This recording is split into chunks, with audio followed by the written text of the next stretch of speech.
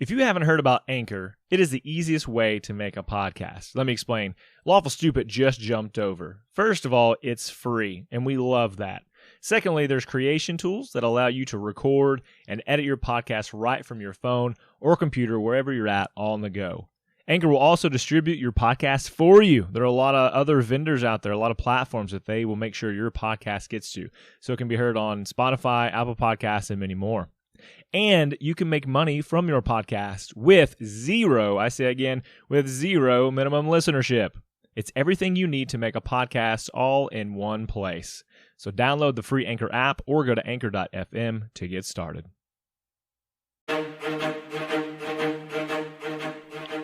Hello and welcome to Campaign 2, Lawful Stupid. We're doing mini-sodes. We're breaking it down, giving you an introduction to all these amazing new characters.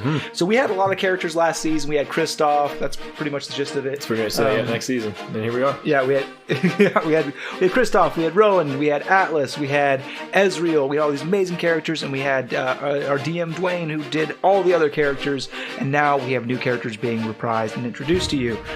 So I'm joined right now, blessedly, by the fantastic and wonderful Devin Davenport. Say hello, Devin. Hey, hello, Devin. Son of a bitch. Devin's here to give you a little taste of not only his backstory, but also his new character. So we'll go ahead and start with you introducing your character, their name, their race, their class, and just a brief physical description. Okay, so kind of working on his physical description, but I think I have most of it down. My character is Finnegan Moorish. He is a shifter druid. He comes from a set of islands in this world Shane has built amongst there are four tribes, major tribes in these islands. And he comes from the fish tribe.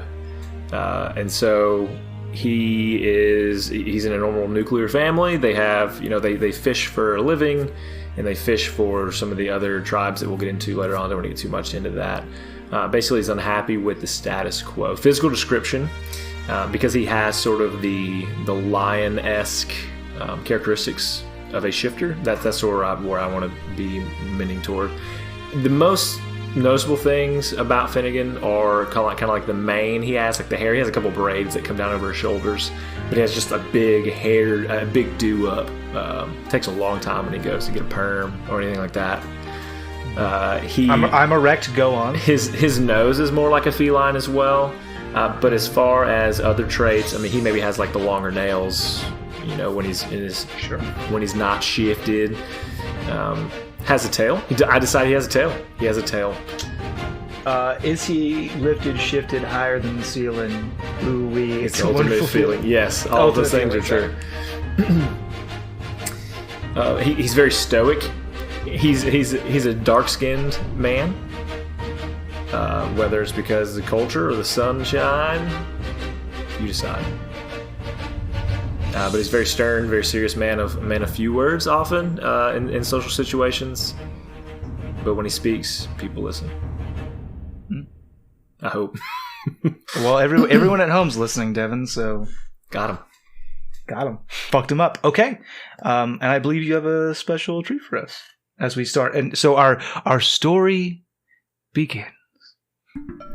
When I was a boy, my grandmother told me a story. A story about the ants and the grasshoppers. You see, the ants were many and the grasshoppers were few. But the grasshoppers were bigger, and so they seemed to have all of the power. And so they bullied the ants. In each summer they forced the ants to forage food for them, even at the expense of sometimes starving themselves. That is, until one of the ants looked at his people and knew something had to change. But he also knew that he could not do this himself. And so the ant set out to find some others that could help him restore balance. And he brought back many different bugs, bigger bugs, quicker bugs. But it still wasn't enough. And finally, as the grasshoppers were returning to gather the food, he viewed them from high up in a tree. And he saw them there in front of the ants and knew then what he must do. He quickly climbed down and stood in front of the grasshoppers who threatened his life. But when he spoke to the grasshoppers, there was something different, unknowing. The ant said something my grandmother used to say. Sundis jakla bante ionzia. That is to say, power belongs to those who give it.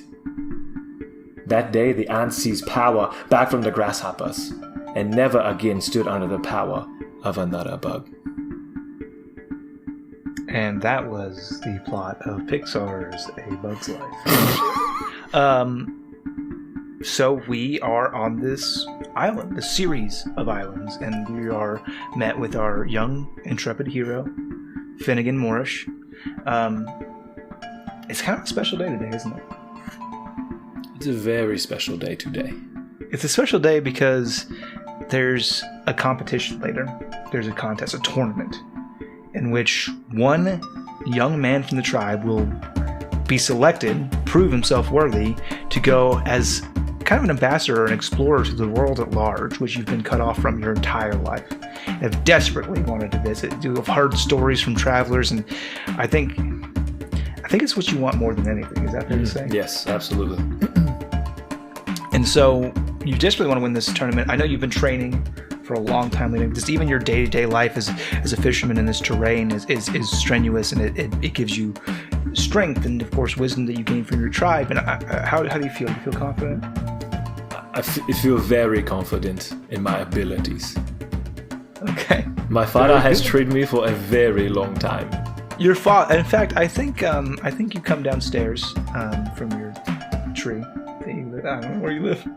Where do you live? You live just like tents they set up. I mean, the weather's like year round is wonderful. Yeah. Okay. So you don't need like a whole lot of like hard stand shelter. Yeah.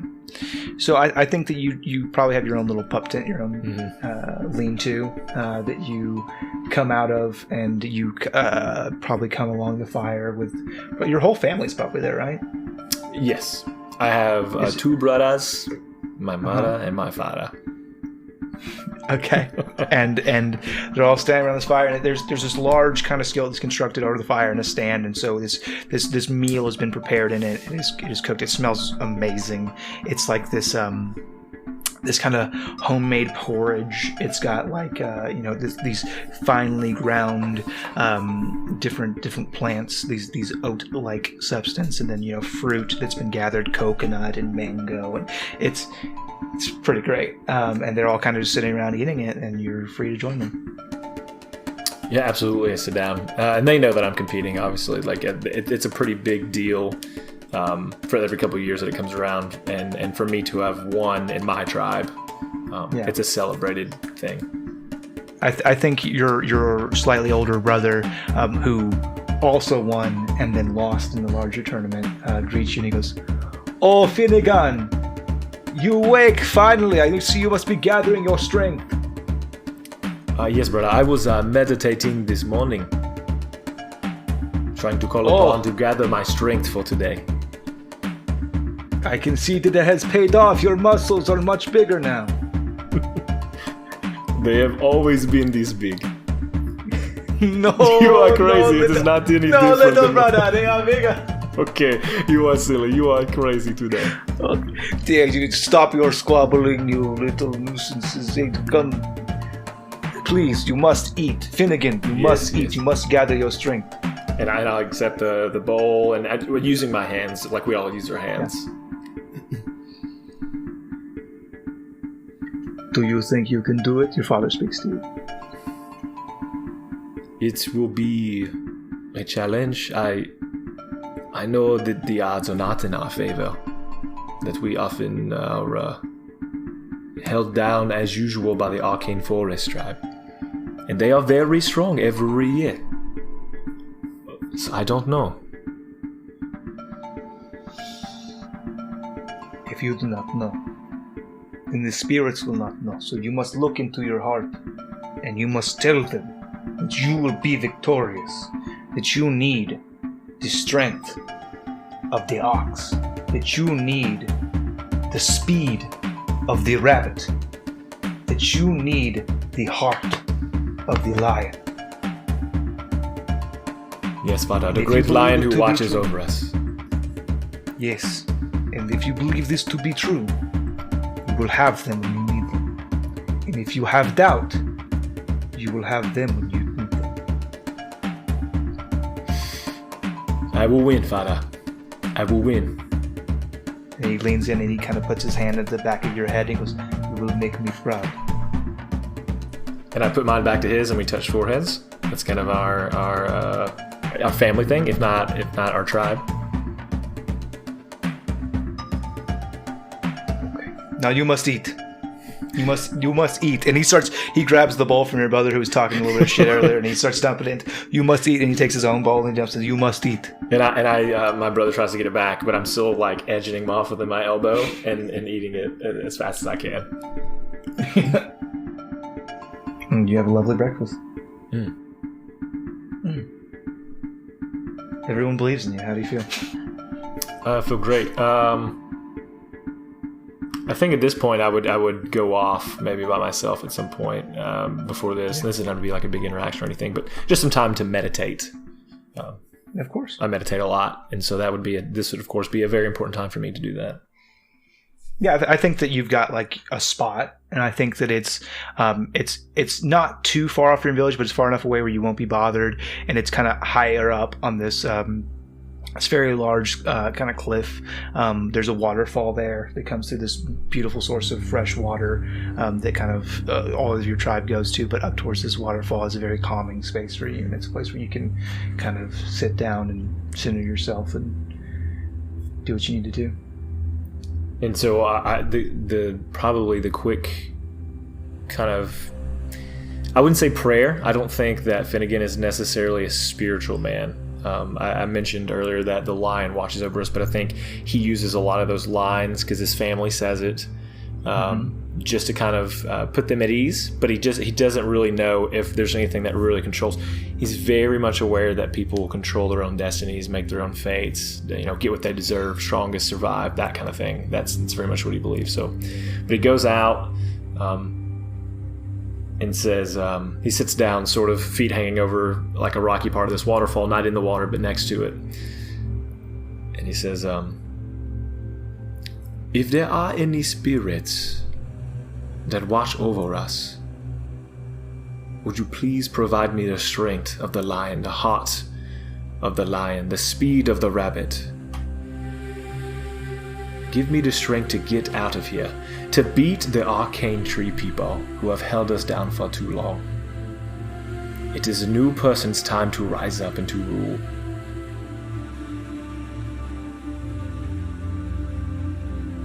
You are met with just the calming roar of the waterfall. If there's anything you need to do to prepare, you've got some time to do that. Otherwise, we are going to get right into the action.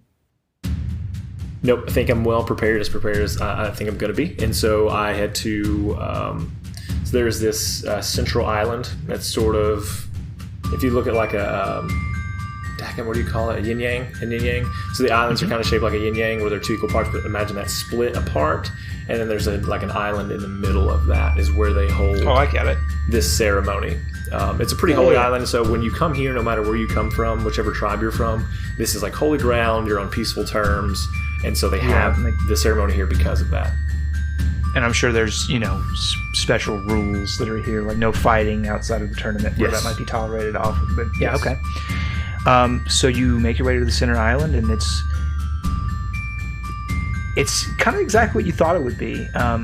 You've seen this before, right? You've gone to this tournament every year. You went with your brother previously. You saw him be defeated. You have done this before, but it never was you. You're always a spectator, and now there's this large. It's just dirt. It's just like a dirt circle that's widened out large enough, and it's hard packed flat dirt. And you enter this ring, and you know that this is your chance. And so the way that this fight is typically set up is they just they take the one champion to represent, from each of the 4 tribes, and it's a random draw as to who gets who fights, and so it's just tournament style. So if you get picked last and you haven't had to fight anybody, then you're fresh, when you get to that final fight. So it's just kind of luck of the draw, really. We are going to say, for the sake of brevity, that is exactly what happened to you. That everyone else has already fought it out, and you are here for the finals. It is you and the Arcane Tree representative. And let's I say you're fresh, like you have an advantage. You saw this guy handily destroy the other two competitors.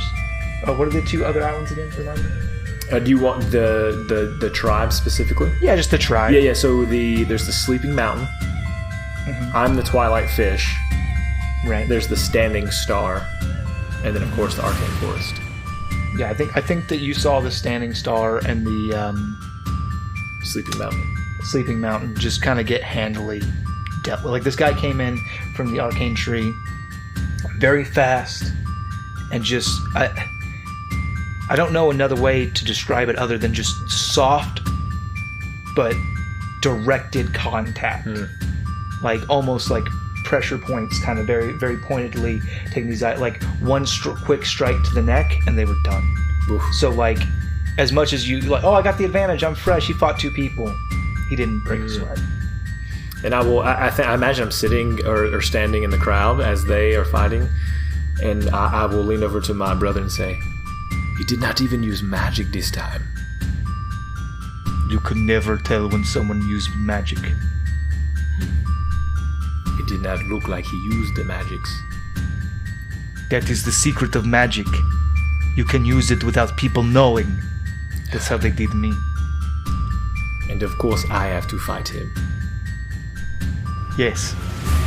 What do I do? They have the magics, and I have my trident and my shield. Even though I'm well adept, it does not seem like I'm going to be able to fight them like this. Yes. That is true. You are no help to me, brother. I can only tell you the same thing that Father taught to us. You must believe. You must.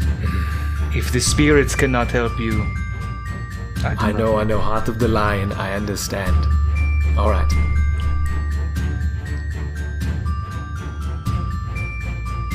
And now our next competitor enters the arena.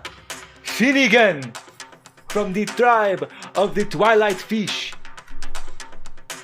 I raise my spear, or my trident, and I hold my shield like over my chest, and walk in as confident as you've ever seen me. And there is a roar from everywhere that's not the Arcane Tree. Yeah. like the mountain folk, the fucking star folk, your own tribe, they're all fucking standing like, yeah, go Finnegan! And of course, the current reigning champion who has defeated the other opponents, we have from the Arcane Forest, Izu. And there's silence, even from the Arcane Tree. They don't say anything.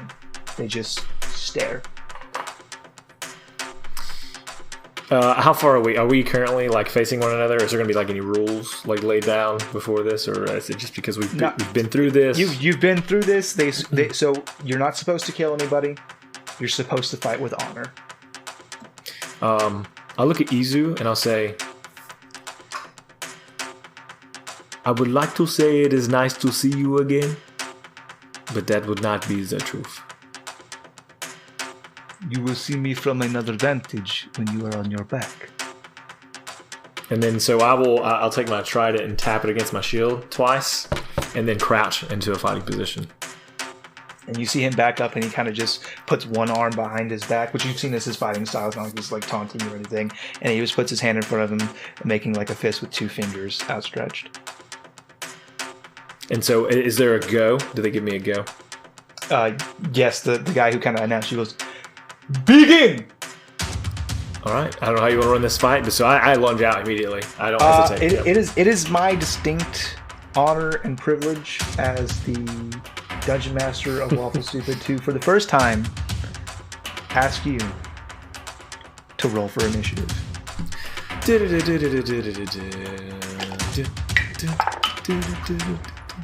That's a 15.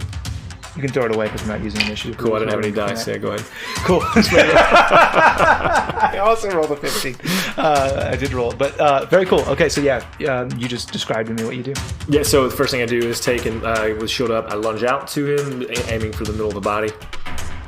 And you just see him duck down quickly away from your strike and comes up with his 2 fingers towards your neck. I expected that because I've seen it, and that's when I put the shield up to block that. And you completely rebuff him. He kind of stumbles back, takes 2 steps. Very good. I've been watching you.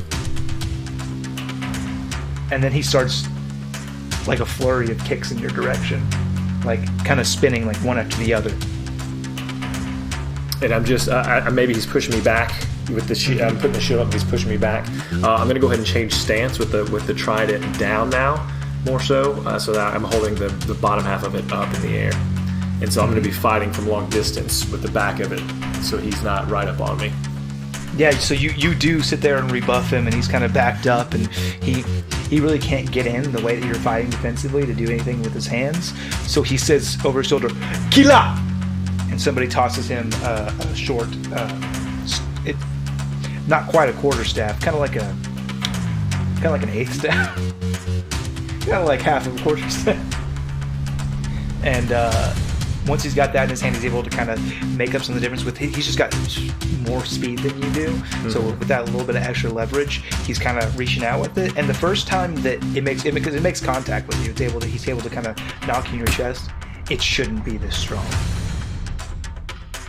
So I think that will knock the shield out of my hand, but I still use the trident to hold myself up. Yeah, absolutely. And as you kind of get this, it has to be some sort of magically enhanced blast. You drop your shield and you kind of hold yourself up, and he kind of backs up for a minute and smiles at you. What is the matter? You are cheating, and you know it. And I think I'm so angry that I again take that and try to. Maybe as fast as I can think to move. I just got to get some kind of attack or blood drawn, because that's the way it went too, is blood draw. And so I swipe. Of course, probably. Yeah. So what you do is you see because you're like using the spear end, yeah? Or, yeah. You use the spear end and it comes up, and he's just barely able to move out of the way as it comes through, and he's kind of got like these braids on. It's very similar to it's a different style, but just like you're wearing braids, he's got braids as well, and you're able to cut one of the braids off his hair, which you know is a sign of dishonor. So he kind of just snarls and roars at that when as he sees and feels the braid fall, and he brings that eighth of a staff back around, and he kind of does in a looping arc up and around your blow and lands it on the wrist of your spear hand. Oh, and I drop that because that is a heavy hit. Yeah, like you're not sure if it's broken, but it hurts. And I imagine I'm pretty close to him at this point since I came in for that swipe through. Absolutely, you guys are very near. And I'm going to throw my elbow into his stomach, try and knock the wind out of him. And you do that exactly that. Yeah, so you come in for a solid elbow, and you see him deliver as all the air leaves him, and you're able to back up and get some space. And I think in my heart I believe, I can finish him now. And so with that split second he's given me, I start to run at him, and I'm just gonna swipe at his face with my claws. Yeah, and as you do that, you see him kind of like catch his breath at the last second as he looks up, and he raises his hand into the air and says something under his breath that you don't hear, and you see this bolt of lightning come down from the sky and crash directly in between you two. And I'm thrown back again, and thrown off. And so as I'm laying there, I'm trying to. Everything's kind of extremely bright, and I'm trying to see where he might be at.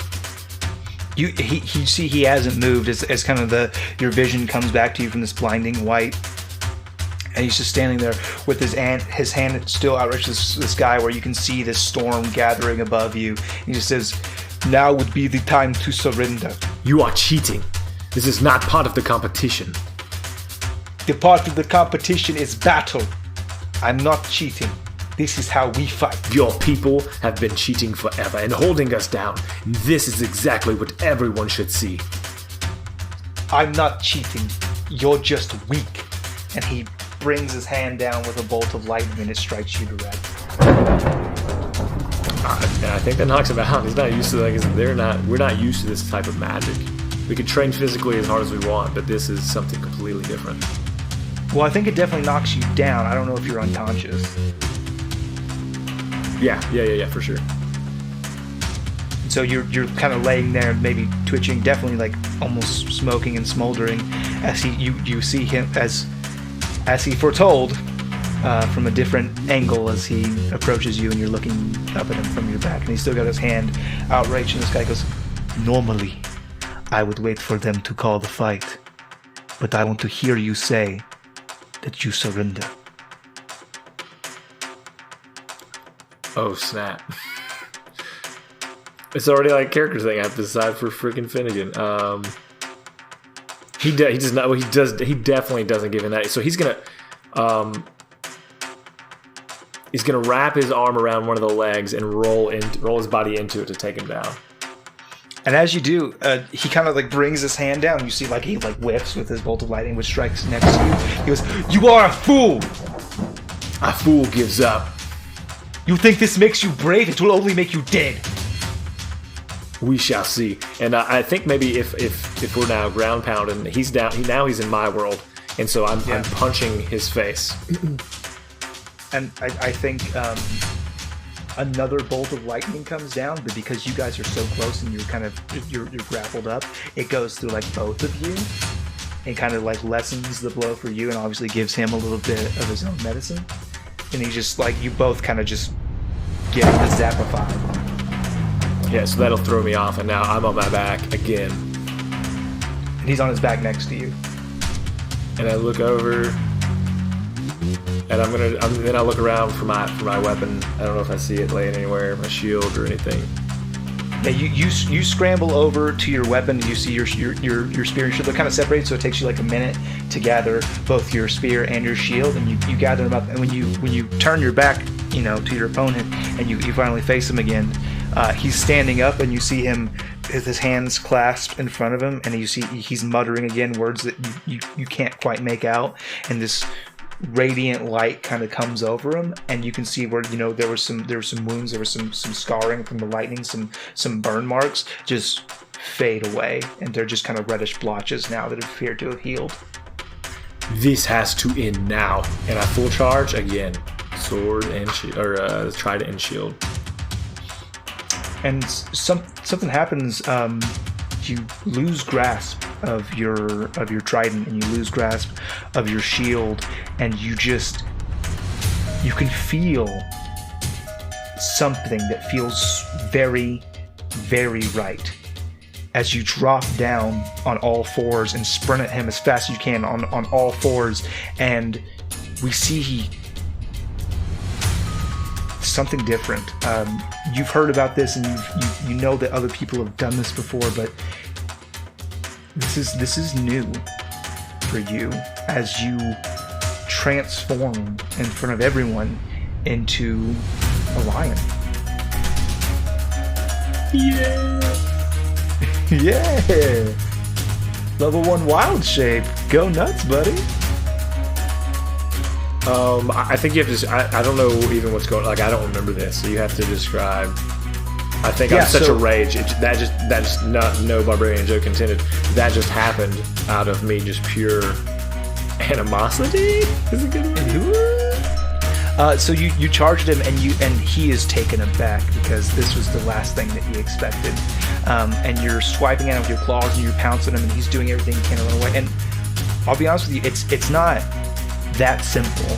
It's not just over then. You guys fight for a long time, like an hour. Like, I mean, it is a no holds barred of this guy, and you can see he appears to be drawing this energy from the earth to sustain him. You'll swipe your claws across his chest, and like before even a drop of blood can spill, you'll see the wounds begin to seize up, and he combats you, and he strikes at you with all these different magics. But you're just so powerful.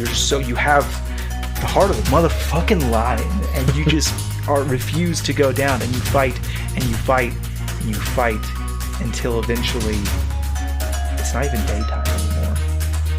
It's night.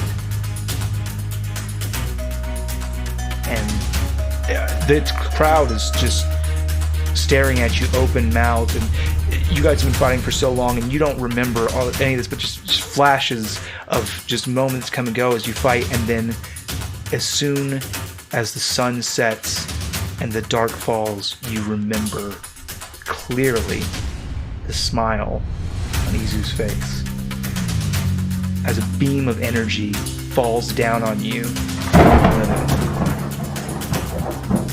And it's not only just incredibly painful, but it seems to be holding you there, and you can't quite move forward, and you can't fight back, and the pain is crippling. It's a burning that you've never felt before. It's like you're on fire, but you look down and you just see your lion flesh, fur unsinged, as this energy holds you and burns you. And he says, "You should have surrendered."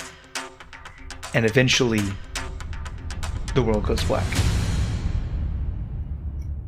And I think there's a time where you don't know if you're alive, you don't know if you're dead, you're just floating. And then you wake up. And you're in your bed, or your tent. You're sore, but alive. And I raise my hands up. And I guess they're my hands, my regular hands. They are your hands, they are not lion's paws. Look around, swing over my cot. I guess imagine everything hurts to move. It's so sore. Oh, it's the worst. There's a salve next to my bed that my mother has obviously made for me, and I'll take that, and I know what it does, and I'm just gonna rub that on my arms and my neck. From your stirring, your mother actually rushes in. She goes, "Oh, Cub, are you okay?" I'm okay, Mother.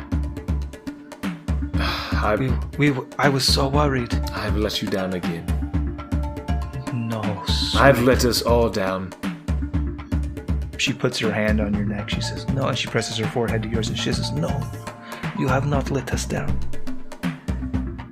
It was unfair for what has happened to you." Mother, it has always been unfair. That is what our life is unfair. And tears are kind of coming down from her face, and you can feel them, and she says, "Yes, life is unfair, and you can meet the injustice with the heart of a coward or the heart of a lion, and the whole world saw how you would face this." We haven't even been out in the whole world, Mother. We know that it exists, yes. But we've never been out these islands because we are held captive by the Arcane Forest people. They don't let us leave. They don't want us to know what is out there. Because they are afraid that if we find out, we might just become stronger than they are. And she kind of finds herself at a loss for words. "We are your family. Of course, and we love you." And she kind of walks away. With that, he's going to pack his stuff up. But it's almost like a stark realization. And at that very moment, he hears the phrase, "Sundish Jakla Bunti Ionza. Power belongs to those who give it." And he remembers his grandmother and remembers her saying it. And to himself says, "We are giving them the power. But power can be taken from people too." And so he's going to pack up his stuff without saying a word, because he knows that his dad and his brothers will try to stop him. He doesn't know where he's going to go. He's going to go to his reflecting spot by the waterfall. Calmness meets you. And so he gets there, and almost out of desperation, he's in the water. He's wading in the water that's just there next to Runtworth Waterfall before it dips off over the edge. and says one more time, "Spirits, I know that you exist. I was not able to turn into a lion on my own accord, and people have not been able to do that for a long time. So I beg of you now, make me the champion, the one who will go out, be able to gain the power to come back and free our people from the tyranny of the arcane tree people. Please help me to free my family." And you say this, and you hear a snap. And you're somewhere else completely. It seems like you blinked your eyes, and I say feel like you blinked your eyes. That's how it feels as though time has passed. You feel fatigued, you feel weary, and you find yourself someplace you have never been before. Everywhere around you, there's wood, and you're soaking wet. And you look, and there's people moving about. They're singing, they're dancing. You see people performing. You don't know them, but they're mummers. And you see people breathing fire and swallowing swords. And you see all of this wonder around you that you have no words for. I fall down, like on my butt, and like my hands are behind me, and just eyes wide open at everything. And then you hear in the distance, quiet at first, but it gets louder and louder and louder as people begin to chant this phrase. And you eventually hear it clear as day. Everybody, clap those hands! That's where we're in this episode. Did anyone else hear that in the episode? Is that the thing? I can't say. Oh, man. Okay. Cannot say, but I can tell you that you can find out if you tune in to episode 1, the first episode of the second campaign, Lawful Stupid. I'm gonna listen. I hope that you would, because you're in it. You're gonna be there, and Star's gonna be there, and Ray's gonna be there.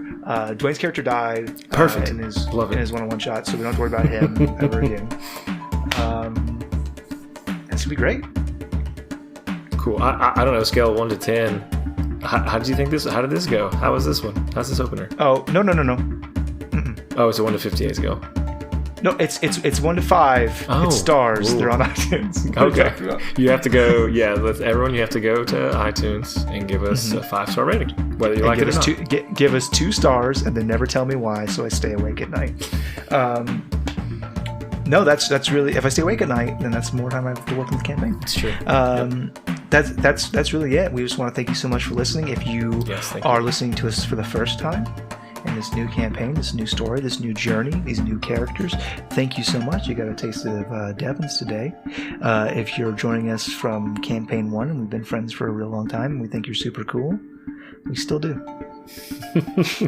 We still do. If you're wondering, if you're curious, like, man, do they still think they started this new campaign? Do they still think I'm super cool?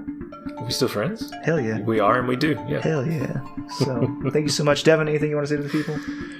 No, I love you guys. Thanks for listening. I think campaign 2 is going to rock, and I hope that this was just a taste of the great and many wonderful things to come. I think campaign 2 is going to be a garbage fire that you will enjoy listening to anyway. I'll take it. So thank you so much, and the only thing left to say is we love you. Bye!